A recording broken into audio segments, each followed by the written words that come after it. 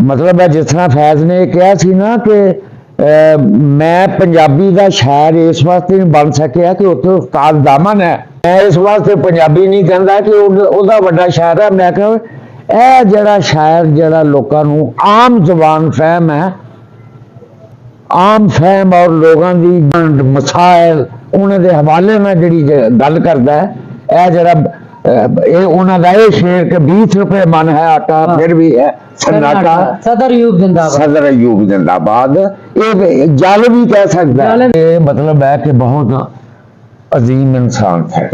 मैं उसका मतलब है कि मैं इसीलिए मैंने बेटा बताया कि उनके बारे में आपने पूछा है, ये मेरे लिए फख्र की बात है। सबसे ज्यादा दुख ये है कि जिनकी जिस वक्त उनकी डेथ हुई है मुझे पता नहीं चल सका, उस दिन बारिश भी थी। मैंने दूसरी जो मुझे सबसे एक बात मुझे याद है कि जब उसने ये कहा था कि तारा को आप पढ़ा दिया करें, तो मैं घर में दाखिल हुआ ना जब, तो किराए के मकान में वो नीचे ऊपर वाले हिस्से में रह रहे थे, तो मैंने वहाँ जो हालत देखी वो मतलब है कि वो मैं देख के मैंने कहा इतना बड़ा शायर, इतना अजीम इंसान, और घर की ये हालत है कि चारपाइयाँ पूरी नहीं।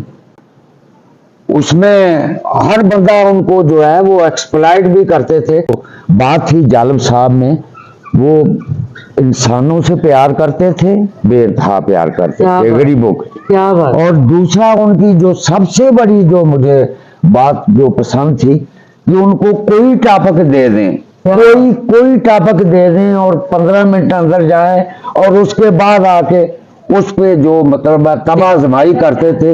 ये मैंने चलो ऐसा मैंने मतलब है कि मेरे नहीं ख्याल के ऐसा कोई शायर हो, इतना उनका हाजिर दिमागी और इतना उनका आमद होती थी, जो पूरी आमद जी आमद। मैं एक सवाल आपसे करना चाहूंगी मसूद अंकल आपसे, कि आपने अभी महमूद अंकल ने जिक्र किया है जालिब साहब की पार्टी का, प्रोलेतारिया का, तो आप चूंकि उसमें बाकायदा तौर पर ओहदेदार थे, तो उसकी फॉर्मेशन और उसकी जो डेजिग्नेशन थी उसके बारे में हमें कुछ बताइए। बेटा गुजारिश ये है कि ये तो मैंने आपको बताया, ज़ियाउल हक जिसे मैं हमेशा यानी मरदूद आजम कहता हूँ, मनाफ़ आजम जी, उसके दौर में यहाँ पर सन्नाटा छा गया।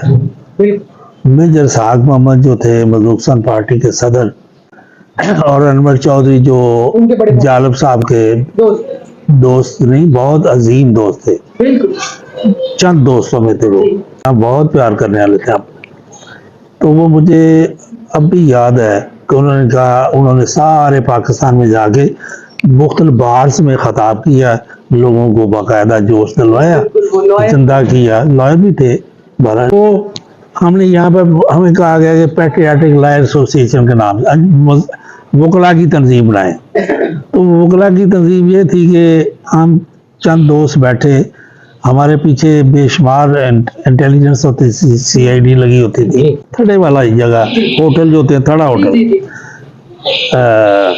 वहाँ बैठ के हमने वो फिर पार्टी जो तंजीम बनाई, उसका नाम भी मैंने दिया, पैट्रियाटिक लॉयर्स। अच्छा, वो तंजीम बन गई। मियाँ सलीम जहांगीर उसके बाकायदा हमारे चीफ कन्वीनर थे। उस तंजीम के हवाले से हमने बहुत ज़्यादा फंक्शंस किए, बड़े ज़बरदस्त फंक्शन आगे खिलाफ किए, उनकी मार्शल लॉ के खिलाफ। उसमें जिस फंक्शन में भी हमने हबीब जालिब साहब को कहा तो वो फंक्शन हो रहा है, उनके नज़दीक ये पार्टियाँ बेमैनी थी। वो ये कहते थे कि कहाँ पर मेहनत कशों मजदूरों किसानों की या हक की बात होती है मैं वहाँ जाऊँगा। ये उनमें कर्रा इम्तियाज था। हालांकि शोरा जो हैं ये मुनक़सिम हो जाते हैं, इनकी अपनी इनानियत बहुत ज़्यादा होती है। जालिब साहब की शख्सियत ऐसी थी, उनमें इनानियत ईगोइज़्म नहीं था अपने नज़रियात के वाले, ये बात याद रखना। तो वो 77 वाला वाक़या कुछ ये है कि जब वो इलेक्शन के सिलसिले में PN मौलवियों ने शुरू किया, तो वो जालिब साहब का नाम था वहाँ पर। मुझे वहीं साहब ने कहा, हमने अपनी पार्टी की तरफ से वहीं इनको MPA के लिए कहा कि जी किया। हाँ, पार्टी ने किया था, नेशनल नहीं, पार्टी ने। तो वो उन्होंने हरामजदगी की वहाँ, कैसे उन्होंने कहा वो ना दिया। कौन बर्दाश्त कर सकता था जालव साहब को? जाल साहब को किसी ने बर्दाश्त करना ही था। क्या असेंबली में जाकर जालव साहब को वो बर्दाश्त कर पाता? ना ना ना। जो शख्स एक दो धारी तलवार था क्या इनके बात? लिए, उसे कौन बर्दाश्त करता बेटा? कोई भी ये बात गलत है। तो वो वही परेशानी की हालत में कि यार क्या किया मौलवियों ने, ये हमारे लिए करबला ही कर दिया। बहरहाल वो एक हमारे कॉमरेड थे, कम्युनिस्ट थे, बैरिस्टर नज़ीर अहमद शामी। वो नज़ीर अहमद शामी का दफ्तर जो है ना फैमिली हॉस्पिटल, वहाँ हम सारे दोस्त इकट्ठे हुए। अब हमने, दरअसल मैं सच्ची बात करूं, हम उन्हें पैसिफाई करना चाहते थे। उन्हें बहुत इंजर हुए थे, मेंटली बहुत टार्चर हुए थे, उनका बहुत रोल था। वो जेल में भी गए थे, हाँ। PNA की तारीख में जेल में भी गए, तशद्दुद भी हुआ, सब कुछ हुआ, उन्हें करना था। तो हम उन्हें पैसिफाई करने के लिए, एमेलियोरेट करने के लिए, that he should be out of that pathetic situation, हम वहाँ पर बैठे, बातचीत हुई। तो वहाँ पर यूँ कहने लगा, यार छोड़ो जी जालिब साहब, हम अपनी पार्टी बनाते हैं, हमारी पार्टी खालिसन मजदूरों की, मेहनतकशों की पार्टी होगी। क्या बात। तो वो यहाँ पर हमने कहा जी ये पार्टी का नाम क्या होगा? वो किसी ने 2 3 4 सब ने नाम दिए, प्रोलेटारिया पार्टी। कहने लगे जी इसका अपने जालिब साहब क्या होंगे? तो ये मैंने कहा मैं जी जालिब साहब चेयरमैन होंगे, किसी पॉलिटिकल पार्टी का चेयरमैन नहीं। अब आए ज़िया के ज़माने में हमारे ऊपर बड़े मुकदमात हुए, मेरे खिलाफ 3 मुकदमात थे, मार्शल रेगुलेशन 1333। हाँ जी। बहरहाल लेकिन इत्फाक से वो हमारी जमानतें हो जाती थी। मियाँ बशीर जफर साहब एक बड़े नामी ग्रामी, और उनका तो ये आलम था कि मियाँ बशीर जफर से जज भी कांपते थे। बहरहाल मियाँ बशीर जफर साहब जो थे उन्होंने बाकायदा हमारी वकालत की, और कई दफ़ा उन्होंने जालिब साहब की, वो हर एक आदमी की वकालत करते थे। हम पेश होते थे, कोई ना कोई मियाँ दिलावर महमूद हमें जज ऐसा मिल जाता था, वो लिबरल प्रोग्रेस, वो जमानत ले लेता था अबूरी। अब हम जो हमारे कुछ लोग थे वो शाही किले में गए, रियाज लोन थे, नसीम कश्मीरी थे, राजतुल करनैन थे, और भी बेशुमार दोस्त थे। सही। किले के तशद्दुद में गए, ज़बरदस्त किस्म की जो थी ना हेल्प मिलती थी। वो यहाँ पर जो मोहम्मद सैन उसका नाम था, वो सब इंस्पेक्टर था CID।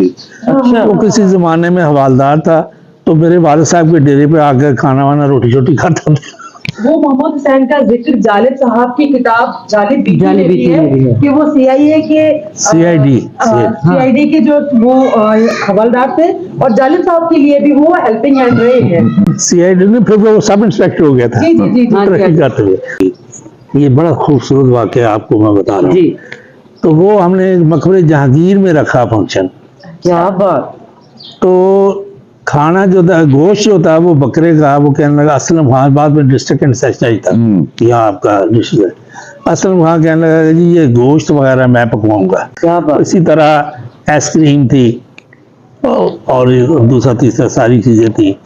तो वो लाए, तो अनवर चौधरी मुझे कहने लगे कि मलिक जालिब साहब को मैं गोल गोल फर्स्ट क्लास दी बोटियां, मैंने जरा गोश्त ना जरा मछली दी बोटियां कढ़ियां, मैं क्या दंद भी इन्हां दे कमजोर ने, हाँ तो मैं मछली दी बोटियां कढ़ियां, कढ़ के ना बकरियां करके, तो मैं जालिब साहब लो, अरे कामरेड मलिक क्या मुझे गोश्त दे रहे हो? मेरा तो ब्लड प्रेशर इतना शूट कर जाएगा। अच्छा जी, मैंने फिर अपनी अकल के मुताबिक मैंने वो आइसक्रीम निकाला, तो वो डाल के आइसक्रीम दी। अब भाई ये आइसक्रीम खाऊंगा तो शुगर बढ़ जाएगी। मैं थक टूट के मैं गया, जालिब साहब होर की दीजिए तानू, खान पीने वाली ये चीज़ां ने साडे कोल। तो ये कहने लगा भाई मैं क्या करूं, ये तो तुम्हारे खुदा ने मुझे अंदर से और बाहर से संसार किया हुआ है। ये जुमला मुझे अभी तक उनका क्या नहीं बात। बोल। क्या बात। और इसी तरह ये पेशवा वाक़े आते हैं इस तरह एक दफ़ा ये जो सरदार शौकत अली थे, बड़े पुराने कामरेड कम्युनिस्ट वगैरह वगैरह, ये पीपल्स पार्टी में चले गए कि मुझे एमपीए की टिकट मिल जाएगी, ये है। तो वो उसका रिकॉर्ड लगा रहे थे, तो वो हाई कोर्ट में बढ़ के दरख्त के नीचे ही बैठे हुए। तो वो जालब साहब ये ने इसने तायरा ने कहा ना कि माइंडेड थे जी, वो, क्या वही बैठे मेरे सामने शेर बनाया, हम सब दोस्त बैठे। क्या बात। उन्होंने कहा कि अब कहाँ रही लगन वो इनकलाब की, क्या बात। अब कहाँ रही लगन वो इनकलाब की, सूबे की एक नशिस्त है मंदल जनाब की।